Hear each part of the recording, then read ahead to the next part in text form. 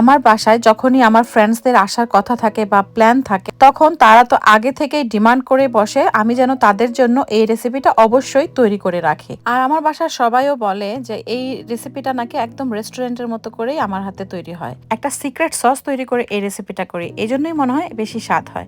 যাই হোক, আজকেও তৈরি করছি। আর এই জন্য এখানে একটা চিকেনের ব্রেস্ট পিসকে টুকরো করে নিয়েছি, সাথে হাফ টি স্পুন করে আদা এবং রসুনের পাউডার দিয়ে দিলাম, আপনারা পেস্টও ব্যবহার করতে পারেন। সাথে দিয়েছি 1 টেবিল চামচ সয়া সস আর 1 চা চামচ ব্ল্যাক পেপার দিয়ে চিকেনটাকে একটু মাখিয়ে রাখছি। আর এখানে আমি 4-5টা চিংড়ি মাছ খোসা ছাড়িয়ে নিলাম। আমি আজকে যে উপকরণগুলো ব্যবহার করছি তাই যে আপনাদেরকে ব্যবহার করতে হবে সেটা ম্যান্ডেটরি না, আপনারা আপনাদের হাতের কাছে থাকা যে কোনো উপকরণ অ্যাড করতে পারেন, আবার বাদও দিতে পারেন। আর এখানে আমি মিডিয়াম সাইজের নুডলসকে সেদ্ধ করে রেখে দিয়েছি। আর এখন সেই যে বিশেষ সস সেটা তৈরি করে নিচ্ছি।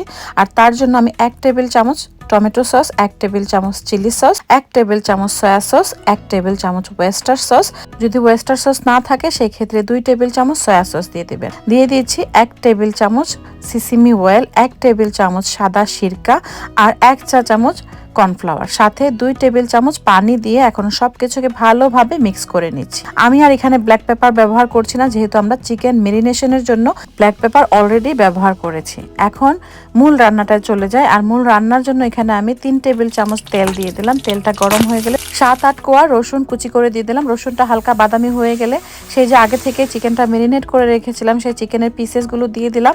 আর দিয়ে এই চিকেনটাকে ভালোভাবে নেড়ে নেড়ে এভাবে রান্না করতে হবে প্রায় 6-7 মিনিট। আর অবশ্যই কিন্তু এই সময় পুরাটা রান্নার ক্ষেত্রে চুলার আঁচটা হাই ফ্লেমে থাকবে। চিকেনটাকে এক সাইডে সরিয়ে নিয়ে চিংড়িগুলো দিয়ে দিচ্ছি। আর চিংড়িগুলোকে এরকম উলট পালট করে আমি 2-1 মিনিটের মতো ভেজে নিলাম। এটা খুবই কুইক রান্না হবে, তাই কুইক কিন্তু পুরো প্রসেসটা করে ফেলছি। চিকেনটা এবং চিংড়িটাকে এক সাইডে এইভাবে সরিয়ে নিয়ে এখন আমি 2টা ডিম ভেঙে দিচ্ছি। এখন এই সবগুলোকে আগে মিক্স করে নিচ্ছি। যেহেতু চিংড়ি মাছ হতে খুব বেশি সময় লাগে না আর ব্রেস্ট পিস খুব তাড়াতাড়ি কিন্তু কুকড হয়ে যায়। আর এখানে আমি কিছু সবজি ব্যবহার করছি, আমার বাসায় থাকা সবজি নিয়েছি বাঁধাকপি আর গাজর আর ক্যাপসিকাম। অর্ধেকটা লাল ক্যাপসিকাম ছিল সেটাই নিলাম। আর গাজরকে আমি কিন্তু এরকম লম্বা করে জুলিয়ান কাট করে নিয়েছি। গাজরগুলোকে প্রথমে দিলাম, যেহেতু সেদ্ধ হতে একটু সময় লাগে। গাজর দিয়ে 2-3 মিনিট সটে করে নিয়ে বাঁধাকপি কুচিটাও দিয়ে দিয়েছি।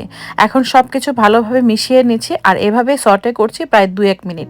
2-1 মিনিট পরে দেখবেন বাঁধাকপিগুলো একটু নরম হয়ে এসেছে। আর এখানে আমি অর্ধেকটা পেঁয়াজ দিয়েছিলাম, মিডিয়াম সাইজের পেঁয়াজ, আর দিয়েছি কয়েকটা কাঁচামরিচ। আজকে আমার কাছে স্প্রিং অনিয়ন ছিল না বা পেঁয়াজের কলি ছিল না, আপনাদের হাতের কাছে থাকলে অবশ্যই কিন্তু স্প্রিং অনিয়নটা ব্যবহার করার চেষ্টা করবেন, এতে করে নুডলসের স্বাদটা অনেক ভালো আসে।